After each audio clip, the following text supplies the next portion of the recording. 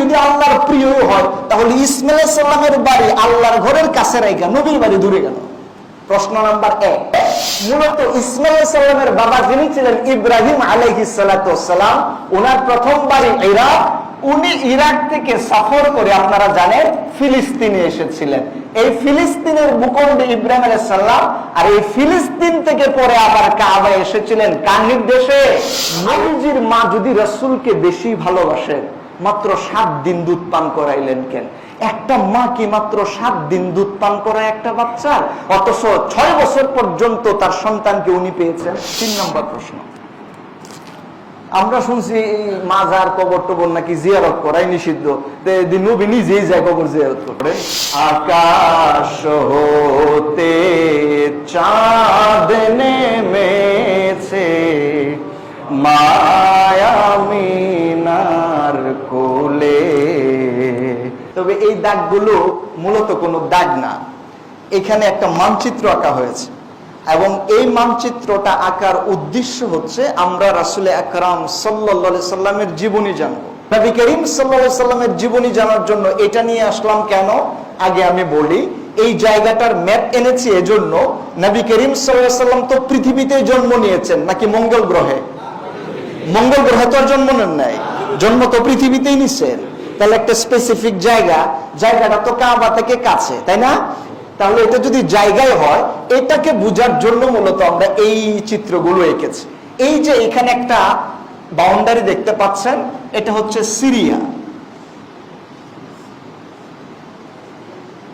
বর্তমান সিরিয়া আছে না, সিরিয়ার এটা হচ্ছে এই জায়গায়। এই যে এখানে যে মানচিত্রের অংশটা দেখতে পাচ্ছেন, এটা হচ্ছে ইরাক, এই জায়গাটার নাম, আর এই জায়গাটা সিরিয়া।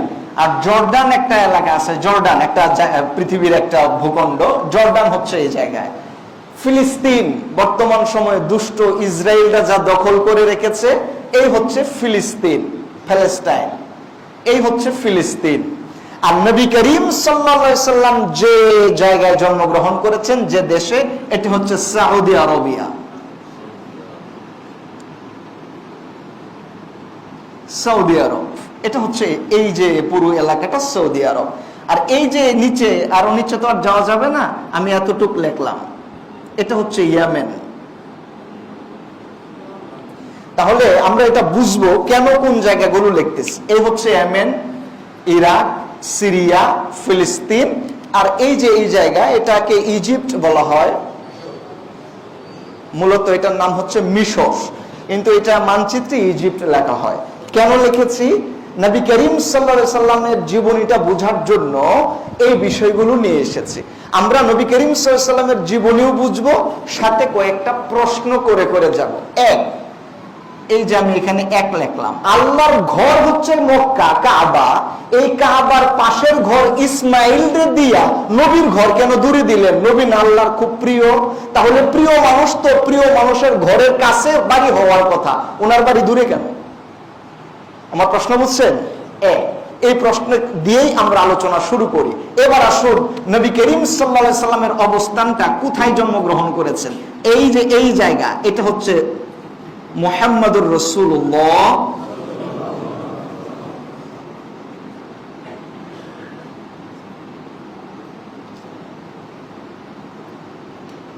এখানে হচ্ছে মুহাম্মদ সাল্লাল্লাহু আলাইহি সাল্লামের ঘর। এই যে কাবা থেকে উত্তর পূর্ব দিকে, কাবা থেকে উত্তর পূর্ব দিকে, এই হচ্ছে আপনার উত্তর, এই হচ্ছে দক্ষিণ, এই হচ্ছে পূর্ব, আর এই হচ্ছে পশ্চিম। তাহলে কাবা থেকে উত্তর পূর্ব দিকে হচ্ছে রাসূল সাল্লাল্লাহু আলাইহি সাল্লামের ঘর। আর ইসমাইল আলাইহিস সালামের ঘর হচ্ছে, আপনারা হাতিমে কাবার নাম শুনছেন না?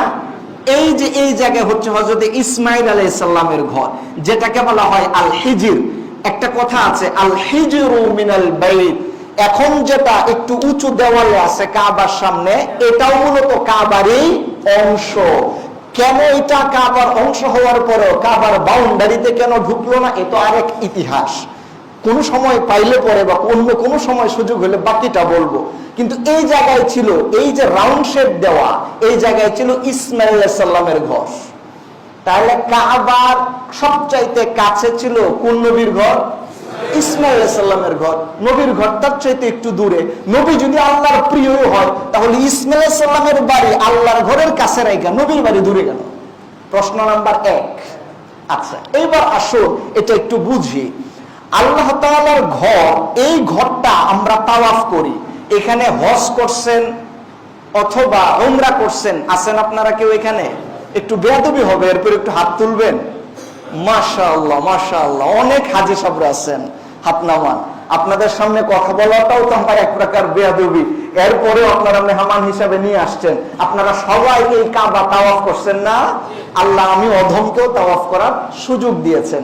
মনে রাখবেন, পৃথিবীতে এমন কোন নবী ছিলেন না যারা আল্লাহর ঘর তাওয়াফ করেন, ইল্লা হুদান ওয়া সালিহান। তবে দুজন নবী ছিলেন, তারা কাবা শরীফ তাওয়াফ করে নাই।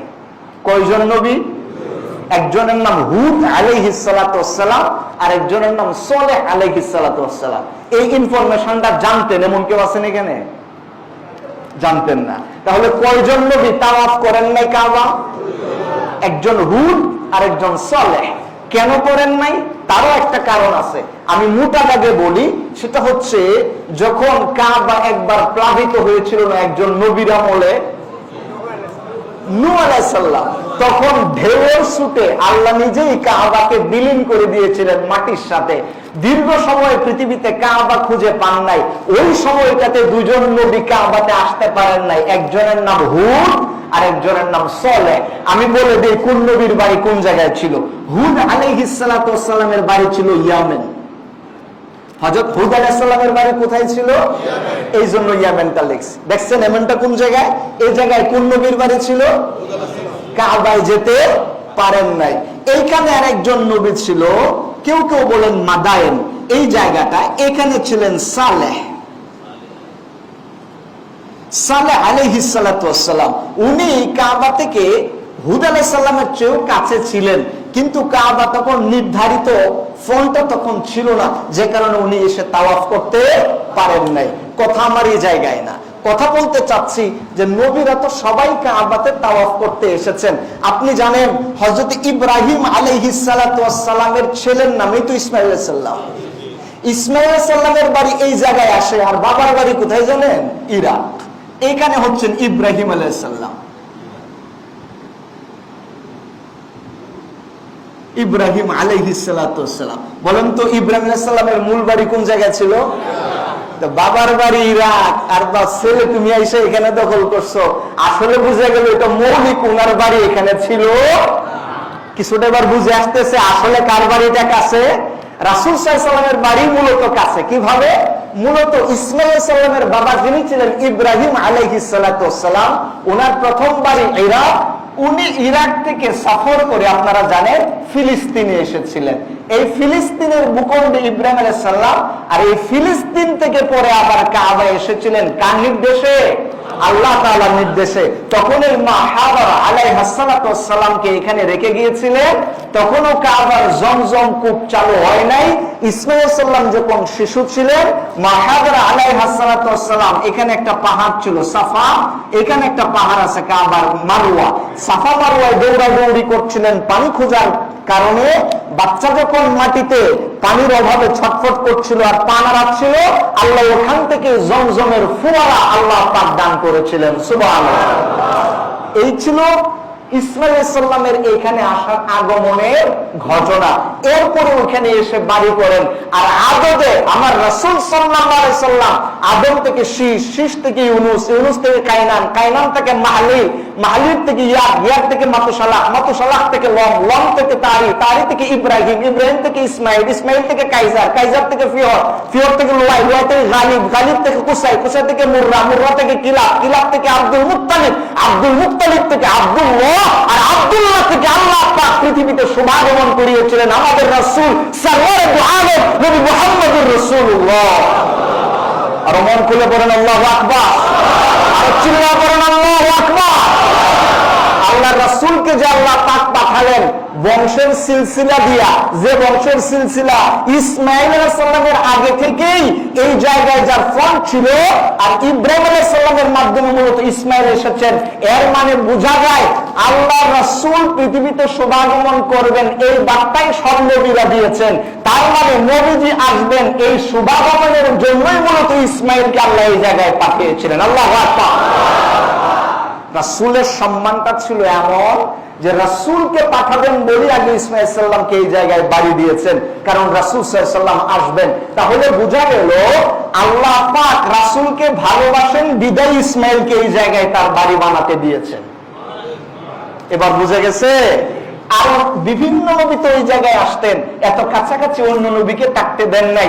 এই যে আমরা ইউনুস আলাইহিস সালামের নাম শুনি না, ইউনুস মাছের পেটে চলে গিয়েছিলেন যিনি, এই ইউনুস আলাইহিস সালাতু ওয়াস সালাম ওনার বাড়িও ছিলেন ইরাকে। ইউনুস আলাইহিস সালাতু ওয়াস সালাম ওনার বাড়ি ছিল ইরাকে। আমরা ইউসুফ আলাইহিস সালাতু ওয়াস সালামের নাম শুনেছি না, সবচেয়ে সুদর্শন ছিলেন, ওনার মূল বাড়ি ছিল হচ্ছে এই যে ফিলিস্তিন, ইউসুফ আলাইহিস সালাম। কিন্তু পরবর্তীতে ওনাকে বিক্রি করে দেওয়া হয় ইজিপ্ট, যেটা হচ্ছে মিশর। এই জন্য পরবর্তীতে তিনি এখানে এসেছেন, এখানে ইউসুফ আলাইহিস সালাম। এইভাবে আমি ইচ্ছা করলে আপনাকে বুঝিয়ে দিতে পারি কোরআন শরীফে বর্ণিত কতজন নবীর নাম আছে। 25 জন। একবারেও কি আমরা চিন্তা করছি আসলে 25 জন নবী কিভাবে মুভ করতেন, কোন এলাকায় জন্ম নিয়েছেন, কাবায় কোন রোডে আসতেন, কিভাবে কাবা তওয়াফ করতেন, আমরা এটা চিন্তা করি না। কোন একদিন সময় পাইলে কোরআনের বর্ণিত 25 জন নবীর মুভমেন্ট নিয়ে একদিন কথা বলবো ইনশাআল্লাহ। কোন নবী কোন এলাকায় জন্মগ্রহণ করছেন, কত সালে কোন পথে কাবায় আসতেন, এটা বলবো ইনশাআল্লাহ। আমরা এখন মূলত নবীজির ইন্ট্রোডাকশনে আছি, এখনো রাসূল পৃথিবীতে শুভাগমন করেন নাই, তার আগের বর্ণনাটা এখানে দিলাম। এইবার আসুন 570 খ্রিস্টাব্দে, কত খ্রিস্টাব্দে? 570 খ্রিস্টাব্দে আল্লাহ পাক আমাদের পেয়ারা রাসূলকে কাবার উত্তর পূর্ব কর্নারে এই জায়গায় মূলত রাসূলকে প্রেরণ করবেন। আর রাসূলকে কাবার কাছে পাঠাবেন বিদায়ী ইসমাইলের বাবা ইব্রাহিম আলাইহিস সালামকে এই ইরাক থেকে ফিলিস্তিন, ফিলিস্তিন থেকে কাবার কাছে তার সন্তান এবং তার স্ত্রী সহ এই জায়গায় পাঠিয়েছিলেন আল্লাহ, কারণ ইসমাইলের বংশে আসবেন মুহাম্মদুর রাসূলুল্লাহ সাল্লাল্লাহু আলাইহি ওয়াসাল্লাম, এজন্য পাঠিয়েছিলেন। আসুন এইবার রাসূল সাল্লাল্লাহু আলাইহি ওয়াসাল্লাম যেদিন জন্মগ্রহণ করেন এই দিনটা ছিল আব্রাহা বাদশা যখন কাবা ধ্বংস করতে আসে।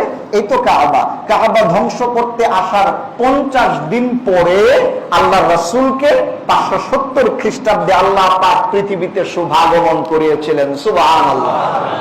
এই আমরা নবীজির জন্মের দিকে চলে যাচ্ছি। কত বছর পর্যন্ত যাব?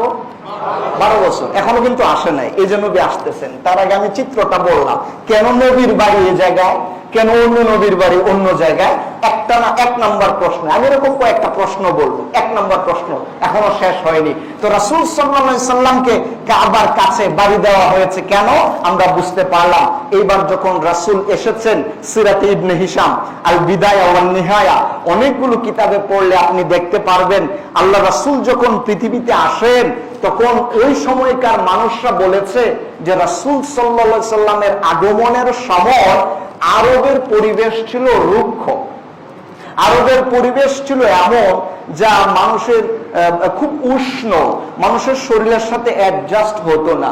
কিন্তু যেদিন রাসূলের শুভাগমন হয়েছে ওই দিন সুবে সাদেকটা কেমন জানি মনে হয়েছে নাতিশীতোষ্ণ, কেমন জানি মনে হয়েছে আল্লাহ পাক ওই দিন কাবার চতুর্পার্শ্বে এয়ার কন্ডিশন দিয়েছেন। আল্লাহ।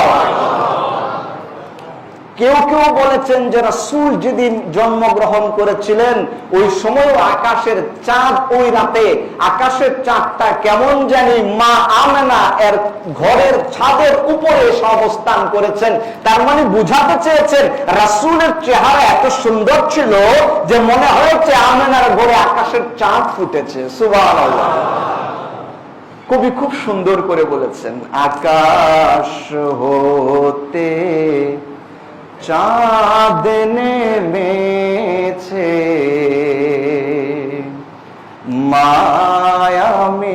মায়ামিনার কোলে। পড়েন, আকাশ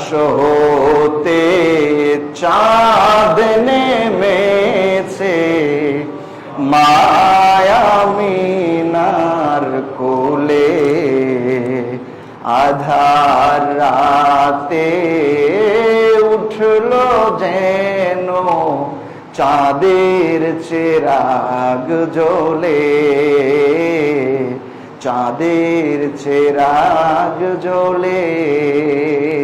আল্লাহু আকবার। আকাশের চারটাই যেন মনে হলো মা আমেনার ঘরে আল্লাহ পাক দান করেছেন, কারণ এদিন এসেছেন এমন একজন রাসূল, এদিন এসেছেন এমন একজন নবী যিনি আকায়ে নামদার, তাজদারে মদিনা, সরওয়ারে দু আলম, হুজুর আকরাম মুহাম্মদুর রাসূলুল্লাহ সাল্লাল্লাহু আলাইহি ওয়াসাল্লাম, যাকে আল্লাহ পাক গোটা আলমের জন্য রাহমাতুল লিল আলামিন বানিয়েছেন। সুবহানাল্লাহ। যেদিন 25 জন নবীর বংশ এবং স্থান নিয়ে আলোচনা করব, সেদিন আপনাকে বলবো যে আল্লাহর রাসূল কিভাবে রাহমাতুল লিল আলামিন। আজকে আর বলবো না, কারণ আলোচনা আমার বেশি লম্বা হয়ে যাবে। আল্লাহর রাসূল কেন রাহমাতুল লিল আলামিন, এর ব্যাখ্যা ওই দিন সুযোগ পেলে বলবো ইনশাআল্লাহ। তো এবার আসুন, রাসূল সাল্লাল্লাহু আলাইহি ওয়াসাল্লামের জন্ম হয়েছে 570-এ, কাবা থেকে খুব কাছাকাছি জায়গায়। আল্লাহর রাসূলের জন্ম হওয়ার পরে প্রশ্ন নাম্বার 2, নবীজির মা যদি রাসূলকে বেশি ভালোবাসেন, মাত্র 7 দিন দুধ পান করাইলেন কেন? একটা মা কি মাত্র 7 দিন দুধ পান করায় একটা বাচ্চার? অথচ 6 বছর পর্যন্ত তার সন্তানকে উনি পেয়েছেন। কয় নম্বর প্রশ্ন করলাম? 2 নম্বর। আমি প্রশ্ন করব, সাথে রাসূলের 12 বছর পর্যন্ত মানচিত্রের মাধ্যমে বলবো। তাতে কি হবে? প্রশ্ন করলে আপনার আইকিউটা খুব জেগে উঠবে, তাই তো? কেন? আর সাথে যদি আমি চিত্র আঁকি, তাহলে আর জীবনে কোনোদিন ভুলবেন না ইনশাআল্লাহ। আজকের আলোচনার পরে নবীজির 12 বছর পর্যন্ত জিন্দেগি জানার জন্য আর বই না পড়লেও আপনি বুঝবেন, আর ইনশাআল্লাহ ভুলবেন না। আপনার ছেলের নাম ভুলে যেতে পারেন, কিন্তু মাগার আলোচনা এটা ভুলবেন না, এটা আপনার মনে থাকবে ইনশাআল্লাহ। তো আল্লাহ রাসূলের জীবনী জানতে যাই আমি 2 নম্বর প্রশ্ন করলাম, নবীর মা যদি রাসূলকে এতই ভালোবাসেন, জন্মের পরে মাত্র কয়দিন দুধ পান করিয়েছেন আমাদের রাসূলকে? 7 দিন। কয়দিন? এই 7 দিন মাত্র দুধ পান করায়। তাহলে কি নবীজির মা নবীকে ভালোবাসতেন না? প্রশ্ন।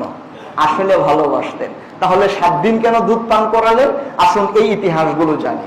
রাসূল সাল্লাল্লাহু আলাইহি ওয়াসাল্লাম জন্ম নেওয়ার পরে তার মায়েরই দুধ পান করতেছিলেন।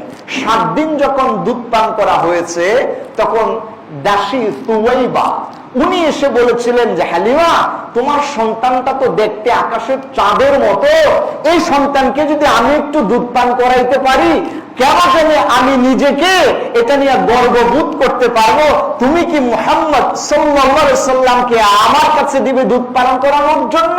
তখন দাসী সুওয়াইবা 3 দিন দুধ পান করিয়েছিলেন। আল্লাহু আকবার বলেন। নবীজির মা পান করিয়েছেন, দাসী সুওয়াইবা পান করিয়েছেন। কয়দিন হলো? এরপর থেকে না দাসী সুওয়াইবা পান করিয়েছেন, না উনার মা জান পান করিয়েছেন। তো নবীজি কার দুধ পান করলেন? হালিমাতুস সাদিয়া। কার দুধ পান করলেন? এইবার আসুন, হালিমাতুস সাদিয়া কোথা থেকে এলেন? মহিলা তো আর আকাশ থেকে নাজিল হয়েছে না, কোন এক জায়গা থেকে রাসূল সাল্লাল্লাহু আলাইহি ওয়াসাল্লামকে নিতে এসেছেন দুধ পান করানোর জন্য। আমি কিছু জায়গাগুলো একটু মুছে দিচ্ছি যেন আপনারা পরে বুঝতে পারেন। এটাও মুছে দেই, এটাও মুছে দেই। এবার আসুন, রাসূল সাল্লাল্লাহু আলাইহি ওয়াসাল্লাম তো এই জায়গায় আছেন। রাসূলের বয়স তখন কয়দিন হলো? 10 দিন। এই জায়গায় একটা জায়গা আছে, আপনারা যদি ম্যাপ দেখেন তাহলে এরকমটাই দেখতে পারবেন মোটামুটি। আমি যা এঁকেছি, এই জায়গাটাকে বলা হয় তাইফ। এই জায়গাটার নাম তাইফ।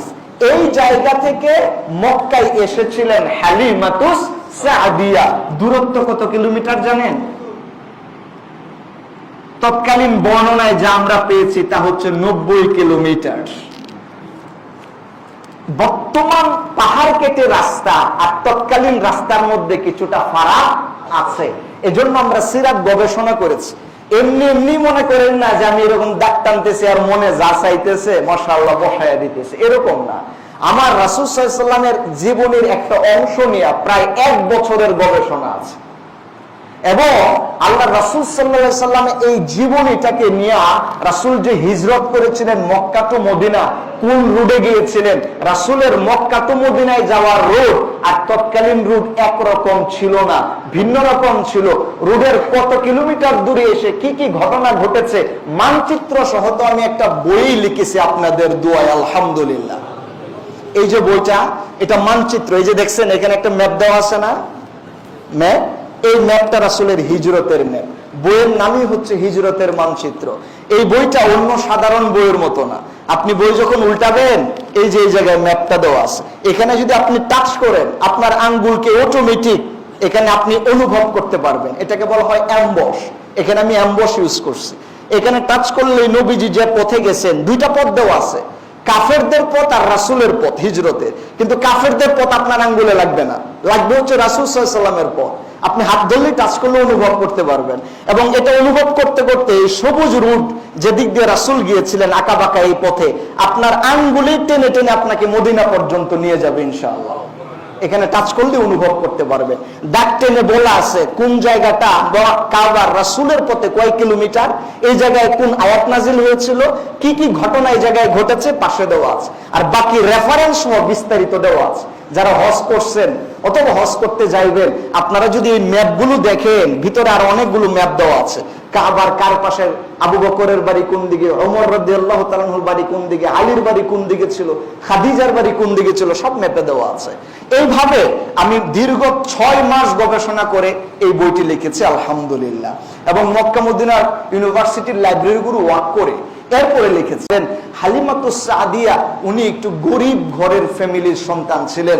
ওনার স্বামীর নাম ছিল হারেস। সবাই হালিমার নাম জানেন, কিন্তু হালিমার স্বামীর নাম অনেকেই জানেন না। হালিমার স্বামীর নাম ছিল হারেস। হালিমার স্বামীর নাম কি ছিল? হারেস। হারেস অনেকের নাম থাকে না আমাদের, তো ওনার নাম ছিল হারেস। হালিমা রাদিয়াল্লাহু তাআলা আনহা, ওনার 3 জন সন্তান ছিল, 2 জন মেয়ে 1 জন ছেলে। ছেলের নাম আব্দুল্লাহ ইবনে হারেস, মেয়ের নাম উনাইসা বিনতে হারেস, আর একজনের নাম শাইমা বিনতে হারেস।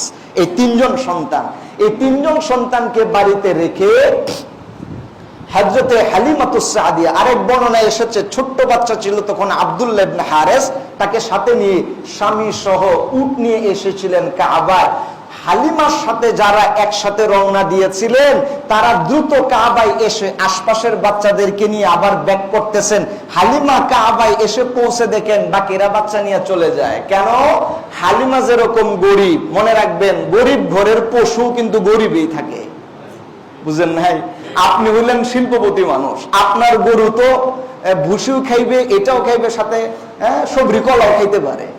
আর আমি যে গরিব মানুষ, আমি তো 3 বেলা খাইতেই পারে না। আমার গরু রসুল্লাহকে বুট খাওয়া কোন সময় আর ভুসি খাওয়া কোন সময়, ঘরের খেয়ারই তো ঠিক মতো থাকে না। মাঝে মাঝে পানি খাওয়া আছে, মাঝে মাঝে ঘাস কিছু পাইলে পায়, না পাইলে না পায়। আমি যেরকম সুখ না, আমার ঘরের পশু কিন্তু সুখ না। হালিমাতুস সাদিয়াও গরিব, উঠো কিন্তু গরিব, গায়ে গায়ে শক্তি নাই, এজন্য একটু আস্তে ধীরে হাঁটছে, তো আসতে একটু লেট হয়েছে। আয়েশা থেকে সবাইরে নিয়ে গেছে, খালি একজন বাচ্চা বাকি আছে, বাচ্চার নাম মুহাম্মদ সাল্লাল্লাহু। আসলে সবাই নিয়ে গেছে, কিন্তু আসল রতন এখনো রয়ে, বুঝে নাই? হালিমাতুস সাদিয়া কাবার পাশে যখন এসেছেন, সব মানুষগুলো বাড়িতে বাড়িতে খুঁজলেন কোনো বাচ্চা আছে না, নাই। সর্বশেষ পেলেন হালিমাতুস সাদিয়া চলে গেলেন মা মেনার ঘরে। বাচ্চা একটা আছে, ফুটফুটে সন্তান, কিন্তু বাচ্চার বাবা নাই। আল্লাহর রাসূলের বাবা পৃথিবীতে শুভাগমনের আগেই ইন্তেকাল করেছেন। হালিমাতুস সাদিয়া উনি তার স্বামী হারিসকে বলেছিলেন, হারিস রে, এই বাচ্চারে যদি আমরা 2 বছরের জন্য নেই, এটা তো মনে হয় গরিব ঘরের বাচ্চা হবে, বাবাই নাই, তো সন্তানের টেক কেয়ার করবে কে? যে স্বার্থে নিমু ফুলুস ঠিক মতো পাবো না। কিন্তু হারেস বললেন, হালিমা রে, আমি সন্তানের দিকে তাকানোর পর আমার মনে হলো জীবনে অনেক বাচ্চা দেখেছি, কত নবজাতক দেখেছি, ইতিপূর্বে কত সন্তানকে তোমাকে এনে দিয়েছি, তুমি দুধ পান করিয়েছো হালিমা, কিন্তু এই বাচ্চার দিকে তাকানোর পর আমার মন কেন জানি সাক্ষ্য দেয় এই বাচ্চা অন্য 10টা বাচ্চার মতো না, বরং বরকতি বাচ্চা। হালিমাতুস সাদিয়াকে পরামর্শ দিলেন হারিস, ওনার পরামর্শে বাচ্চা নিয়ে নিলেন, এইবার রওনা দিয়েছেন। ওনার সাথে যারা এসেছিলেন তারা মোটামুটি অর্ধেক রাস্তায় চলে গেছে, আর হালিমাতুস সাদিয়া উটের উপরে কেবল উঠেছেন স্বামী সহ বাচ্চা নিয়ে, রাসূল সাল্লাল্লাহু আলাইহি ওয়াসাল্লামকে নিয়ে। যেই মাত্র উঠলেন হালিমাতুস সাদিয়া বলেন, আল্লাহর রাসূলকে আমার কুলে নিতে দেরি হয়েছে, কিন্তু আমাদের মধ্যে পরিবর্তন লক্ষ্য করতে আমি দেরি করি নাই। খাবার কম খাইতাম তো। দেখবেন এখানে যারা বিবাহিত আছেন তারা বুঝবেন, যারা বাচ্চার বাবা হয়েছেন তারা জানেন, মায়েদের স্তনে দুধ আসে তো বাচ্চা জন্ম নেওয়ার পরে, তাই না? যে মা যত পুষ্টিকর খাবার খাবে, নিয়মিত খাবার খাবে, সুস্থ থাকবে, ওই মায়ের স্তনে আল্লাহ দুধও কিন্তু বেশি দেয়। আর যে মা খাইতে পারে না ঠিক মতো, অসুস্থ থাকে, হ্যাঁ, বরং ঝামেলা থাকে, ওই মায়ের স্তনে কিন্তু দুধও কম থাকে। হালিমাতুস সাদিয়ার বাচ্চা ছিল কিন্তু দুধ ছিল খুব কম। হালিমা বলেন, যখন রাসূলকে আমি কুলে নিলাম, এই কথা বলে যে আমি তাকে নিয়ে নিচ্ছি, এরপরেই মনে হলো আল্লাহ পাক আমার দুই স্তন দুধ দিয়ে ভরপুর করে দিয়েছে। আল্লাহু আকবার পরে হালিমাতুস সাদিয়া উঠলেন উটের মধ্যে। হারেস বললেন, হালিমা কিছুকে একটা চেঞ্জ বুঝতেছো? আমি তো আগেই বুঝছি, আপনি কি কিছু বুঝছেন? হারেস বললেন, আমি যেটা বুঝছি সেটা হলো এই, তুমি দেখো আগে আমার উট হাঁটতো কিভাবে যখন এসেছি, এখন হাঁটে কেমনে? আগে এক কদম হাঁটতে আর এক কদম ফেলাইতে সময় বেশি লাগতো, আর এখন এই বাচ্চা উটের উপরে উঠার পরে আমার উট কেমন জানি দ্বিগুণ গতিতে হাঁটতেছে। আল্লাহু আকবার। হযরত হালিমাতুস সাদিয়া রাদিয়াল্লাহু তাআলা আনহা উনি হারেসকে ডেকে বললেন, তাই তো, আপনি বিশ্বাস করুন, যখন হালিমাতুস সাদিয়া উটের উপরে উঠে রওনা দিয়েছেন, তায়েফে যাওয়ার আগেই যারা হালিমাকে রেখে চলে আসছিলেন তাদেরকে ধরে ফেলছেন। তারা জিজ্ঞেস করে, কি রে হালিমা, তোর উট দীক্ষিণ কায় ছিল, এটা তো চলতে পারতো না, এখন দিয়ে এত তাড়াতাড়ি চলে আসলি? এটা জানি না, কিন্তু এই বাচ্চাকে নেওয়ার পর থেকে আমি সবকিছুতে একটা বরকত অনুভব করতেছি। আল্লাহু আকবার। চলে এলেন হালিমাতুস সাদিয়া, এই জায়গায় নিয়ে দুধ পান করাইতেছেন। এখানে অনেক ঘটনা আছে, বেশি কথা বললে আমি 12 বছর পর্যন্ত যাইতে পারবো না। আমি একটু ভিডিও একটু ফাস্ট গতিতে দেওয়া যায় না, একটু ফাস্ট গতিতে যাচ্ছি। হালিমাতুস সাদিয়া দুধ পান করাচ্ছে, সুতরাং এটার উপরে আমার মোটামুটি রিসার্চ আছে, এমনি এমনি বলছি না। আল্লাহ রাসূলের এই হালিমাতুস সাদিয়া তায়েফ থেকে এই জায়গায় এলেন। আমি প্রশ্ন করেছিলাম, রাসূলের মা কি মুহাব্বত ছিল না নবীজির প্রতি? মাত্র 7 দিন দুধ খাওয়াইয়া দিলেন আরেকজনরে, তারপরে দিয়ে দিলেন হালিমাতুস সাদিয়ারে। ব্যাপারটা কি? আসলে মূল ব্যাপার হচ্ছে মায়ের ভালোবাসা ছিল বিদায়ী মূলত আরেকজনকে দুধ পান করাইতে দিয়েছে। প্রশ্নটা একটু মনে হচ্ছে উত্তরটা জটিল, খুব সহজ। কিভাবে? মক্কার তৎকালীন পরিবেশ স্বাস্থ্যসম্মত ছিল না বাচ্চাদের জন্য। তখনকার মানুষগুলো খুব বাণিজ্যিক প্রিয় ছিল। এই এরিয়া, যে এলাকার মধ্যে বর্তমানে মিল কল কারখানা আছে, এই এলাকার আবহাওয়া আর সবুজ শ্যামল, বিশাল বন জঙ্গল যেখানে আছে, এখানকার আবহাওয়া কি একরকম? মিল কল কারখানার ধোঁয়া, বর্জ্য, বিষাক্ত পানি, আশপাশের পুকুরের মাছ পর্যন্ত বাঁচে না, এরকম আছে না? তো তৎকালীন মক্কার চতুর্পার্শ্বে দিয়ে এটা হচ্ছে বাণিজ্যিক এলাকা, মিল কল কারখানার মতো।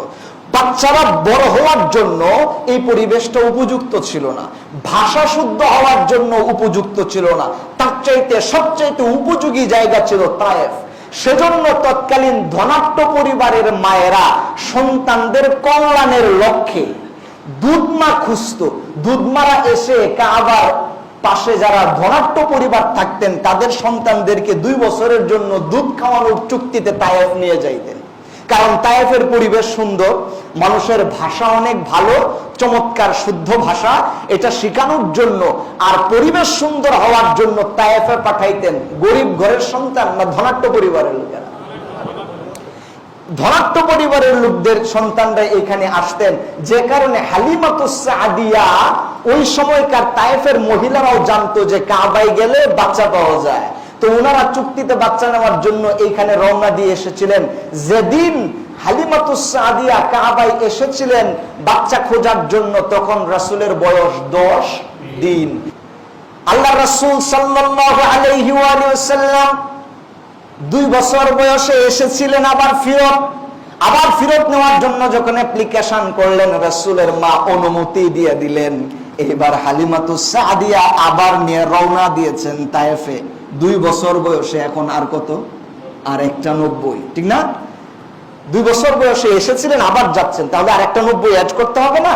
এই জন্য আমরা আর একটা 90 অ্যাড করতেছি। এবার একটু হিসাব করেন, রাসূলের বয়স বাড়তেছে আর রাসূল কোথায় কোথায় যাচ্ছেন, দিন কিভাবে যাচ্ছে, এটা একটু ক্যালকুলেট করেন। এবার রাসূল 2 বছর বয়সে আবার ব্যাক করেছেন হালিমারি বাড়িতে। 2 বছর 1 মাস, 2 বছর 2 মাস, 2 বছর 3 বছর, 4 বছর হয়ে গেছে। 4 বছর যেদিন হয়, এদিন এমন এক ঘটনা ঘটেছে যা শুনলে যে কেউ অবাক হয়ে যাবে।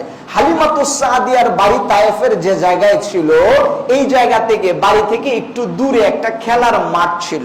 এই খেলার মাঠে রাসূল সাল্লাল্লাহু আলাইহি ওয়াসাল্লামের বয়স যখন 4 বছর, তখন উনিও খেলতে যায়। ডানেও বাচ্চা, বামেও বাচ্চা, সামনে পিছনে বাচ্চারা খেলতে যায়। তখন রাসূলের বয়স কত বলেন তো? আর একটু জোরে বলেন। কয় বছর? মাশাআল্লাহ। সবাই কিন্তু খুব অ্যাক্টিভ। আব্দুল সালাম ভাই দেখছেন, কথা মানে মন খুলে বলতেছে। মাশাআল্লাহ, আমার খুব ভালো লাগতেছে আপনাদের রেসপন্স দেখে।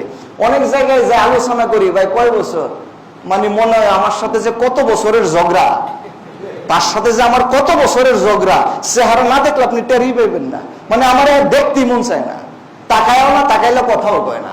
কিন্তু আপনার আলহামদুলিল্লাহ আমার মসজিদের মুসল্লিদের মতো, আমার মসজিদের মুসল্লিরা মাশাআল্লাহ খুব অ্যাক্টিভ। মানে কথা কি কয়, মানে মনে হয় যেন আমি বলার আগে একটু বলে ফেলে, এরকম একটা ভাব। আপনাদের এখানে আসছি প্রথম, কিন্তু মনে হইতেছে না জানি কত বছর ধরে আমি আসতেছি, এরকমটা আমার কাছে মনে হইতেছে আপনাদের রেসপন্স দেখে। আলহামদুলিল্লাহ, খুব ভালো লাগতেছে। আপনাদের কি খারাপ লাগতেছে? খারাপ লাগতেছে বাবা?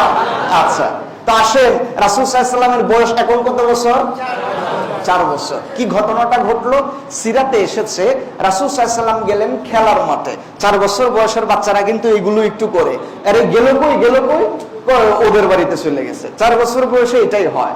তো হালিমাতুস সাদিয়া উনি ছিলেন খুব বি কেয়ারফুল। উনি বললেন শাইমা। শাইমা হচ্ছে হালিমার বড় মেয়ের নাম। আগে আমি বলছিলাম হালিমার সন্তান কয়জন? ছেলে কয়জন? মেয়ে কয়জন? মাশাআল্লাহ, মাশাআল্লাহ। দেখছেন, আপনারা তো সব পারতেছেন। 2 জন মেয়ের মধ্যে বড় মেয়ের নাম শাইমা। বড় মেয়ের নাম শাইমা। আরবিতে আবার বাবার নামের সাথে মিলাইয়া ডাকে, এজন্য বলা হয় শাইমা বিনতে হারেস। শাইমা বিনতে হারেস, হারেসের মেয়ে শাইমা। হালিমা বললেন, শাইমা রে, এই মুহাম্মদ সাল্লাল্লাহু আলাইহি সাল্লাম বড় বরকতি বাচ্চা, কিন্তু 2 বছর বয়সে নিয়ে যাওয়ার কথা ছিল, কিন্তু আমি কিন্তু দরখাস্ত দিয়ে নিয়ে আসছি। এই জন্য বেশি করে টেক কেয়ার করতে হবে, বাচ্চার জন্য কোনো অসুবিধা না হয়, নাহলে জব দিমুখী। যেহেতু আবার চাইয়া নিয়ে আসছি, এমনি দিলে এক আলাপ, আর চাইয়া আনলে দায়িত্ব বেড়ে যায় না, দায়িত্ব কিন্তু বেড়ে যায়। এই জন্য শাইমাকে দায়িত্ব দিছিলেন, তুমি কিন্তু মুহাম্মদ সাল্লাল্লাহু আলাইহি সাল্লামকে চোখে চোখে রাখবা। তো উনিও তো বাচ্চাই, শাইমা তো আর খুব বড় মেয়ে না, একটু বয়সে বড়। বাচ্চাদের তো একটা বাচ্চা সুলভ থাকেই, বলে মোহাম্মদ তুমি একটু এনে বসো, আমরা একটু লুকোচুরি খেলি। মানে শাইমাও খেলে, সবাই খেলে, রাসূলের খবর আর নাই। হঠাৎ করে হাদিসে এসেছে, শাইমা বলছেন, আমি দূর থেকে যখন লক্ষ্য করলাম, আমি একটু দূরে ছিলাম, আমি দেখলাম রাসূল এক জায়গায় বসা ছিলেন। অমনি সময় আকাশ থেকে 2 জন সাদা ধবধবে পোশাক পরিহিত 2 জন লোক নবীজির সামনে এসে নেমেছেন, নবীজিকে হাতে ধরেছেন। হাদিসে এসেছে, ফাআখাযাহু ফাআখরাজাহু ফাআখাযাহু ফাসরাহু ফাস্তাখরাজা কলবাহু। শাইমা বলেন, আমি দেখলাম যে রাসূলকে 2 জন ধবধবে সাদা পোশাক পরিহিত লোক উপর থেকে নিচে নামলো, রাসূলকে ধরলেন, তায়েফের ওই খেলার মাঠে শুইয়ে দিলেন। ফাস্তাখরাজা কলবাহু, আল্লাহ নবীজির বুকটা ছিঁড়ে তার কলবটা বের করে নিয়ে এলেন। ফাআখাযাহু ফাসরাহু ফাস্তাখরাজা কলবাহু, তার কলবটা রাখলেন বিতাসতিম মিন যাহাবিন মুমতালিইন বিহিকমাতিন ওয়া ঈমানিন। আল্লাহর রাসূলের কলিজাটা যে ডিশের মধ্যে রাখছিলেন, এই ডিশটা ছিল স্বর্ণের ডিশ, আর এই ডিশটা এই 2 জন আল্লাহ জান্নাত থেকে নিয়ে এসেছিলেন। রাসূলের কলিজা যখন এই জায়গায় রাখছে, অন্য বাচ্চারা এই কাহিনী দেখার পরে একজনও আর মাঠে নাই, সব উল্টা দোষ। কি মনে হয় আসছে একটা বাচ্চাকে যদি কলিজা ফিরে, তাও আবার 1500 বছর আগে, এখনই যদি এই জায়গায় একজনের কলিজা ছিঁড়ে বাইর করি, মুসল্লি কয়জন টিকবে আল্লাহ জানে। এমনও কিন্তু মানুষ আছে রক্ত দেখলে নিজেই শীতয়ে পড়ে যায়, আছে না এরকম? হাতের আঙ্গুল কাটলেই রক্ত দেখে আরেকজন এরকম টাস করে পড়ে যায়, মাথা ঘুরান দেয়, চক্কর দেয়। আর রাসূল সাল্লাল্লাহু আলাইহি সাল্লামের অল্প বয়সে যখন কলিজা বের করছে, আশপাশে সবই তো বাচ্চা, ভয়ের ছুটে সব দোষ। হাদিসের মধ্যে এসেছে, সাইমা বলেন আমরা দৌড়ে গেলাম মায়ের কাছে, হালিমাতুস সাদিয়ার কাছে, ঘরে ছিলেন। আম্মা জান, আন্না মুহাম্মাদান কদ কুতিলা, মুহাম্মদ শেষ, মুহাম্মদ রে মাইরে ফলাইছে। যে কথাটা উনি বলছিলেন হাদিসে এইভাবে এসেছে, উনি বলেন আন্না মুহাম্মাদান কদ কুতিলা, মুহাম্মদ রে মেরে ফেলছে, মুহাম্মদকে মেরে ফেলছে। বাচ্চারা তো এটাই বলবে, কলিজা বের করে ফেলছে। এখন না আপনারা বলেন হুজুর কলিজা বের করলেও তো বাঁচতে পারে, কারণ শুনছি ডাক্তাররা নাকি ওপেন হার্ট সার্জারি করে না? আমরা যখন এই কিচ্ছাটা ওপেন হার্ট সার্জারির আগে কইতাম, তখন আমি করে কইতাম এটা মোল্লা মানুষ তো কত কথাই কইবা, কলিজা বের করে ফেলছে, আবার এই বাচ্চা ভালো ছিল, এটা কোনো কথা হইলো নাকি? আর এখন যখন সাধারণ মানুষ ওপেন হার্ট সার্জারি কর, এখন হইলে হইতেও আল্লাহু আকবার বলেন। আসলে সবকিছু কে পারেন? সবকিছু কে পারেন? ফাআলুল লিমা ইউরিদ, তিনি যা চান তাই পারেন। আমার প্রিয় ভাইরা, আল্লাহ রাসূলের এই ঘটনা দেখা শোনার পরে হালিমার কলিজা আসলে ওনার ভিতরে নাই, এই কলিজাও জানি কেমনে বেরিয়ে গেছে মনে হয়, উঠা এক দোষ। কারণ 2 বছর বয়সে চাইয়া নিয়ে আসছি, আজকে এর মাইরা ফেলাইছে, আমি কি নিয়ে যাবো এই আমেনার দরবারে? এক দৌড় দিয়া খেলার মাঠে আয়েশা থেকে রাসূলুল্লাহ এক পাথরের উঠেন মা আমেনার কাছে এসে বললেন, আপনার বাচ্চা, আপনি বুঝানেন যে ঘটনা শুরু হওয়া ধরছে, আমি এটা সামাল দিতে পারবো না। উনি আবার নিয়ে আসছেন তায়েফ থেকে। বলেন তো এখন কত হয়েছে? আরেকটা 90। কয়টা 90 হয়েছে একটু গণবেন? 1 2 3, কয়টা হয়েছে? 4টা। আচ্ছা, শেষে আমরা হিসাব করব, বয়স তো এখনো 12 হয় নাই। 12 হয়েছে? 12 হইলে পরে আমরা হিসাব করব ইনশাআল্লাহ। প্রিয় ভাইরা, আল্লাহ রাসূল সাল্লাল্লাহু আলাইহি সাল্লামকে 4 বছর বয়সে এই জায়গায় দিয়ে গেলেন। নবীজির এই ঘটনা শোনার পরে মা, তিনি তখন থেকে অনুভব করতেছিলেন যে আমার বাচ্চাটা স্বাভাবিক নয়, বরকতি বাচ্চা। আল্লাহ রাসূলের মা এবার তাকে লালন পালন করতে থাকলেন নিজের কাছে থেকে। 4-এর পরে 5 নাম্বার বয়স, 6 নাম্বার বয়স।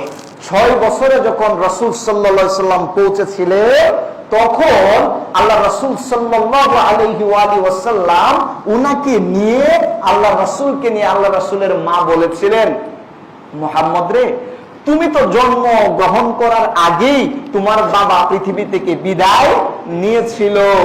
আমি চাই তুমি তোমার বাবার কবরটা একটু পাশে যে জিয়ারত করো এবং একটু দোয়া করো।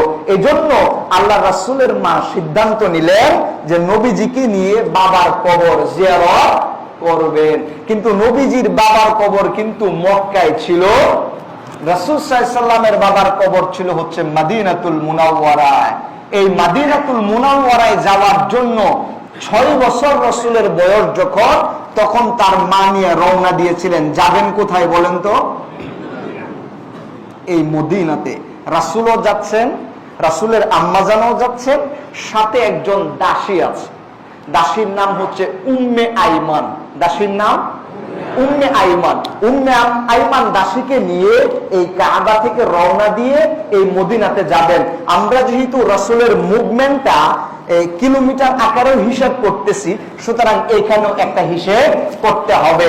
এখানের এই যে পথটা, কাবা থেকে মদিনা 450 কিলোমিটার। কাবা থেকে মদিনা কত কিলোমিটার?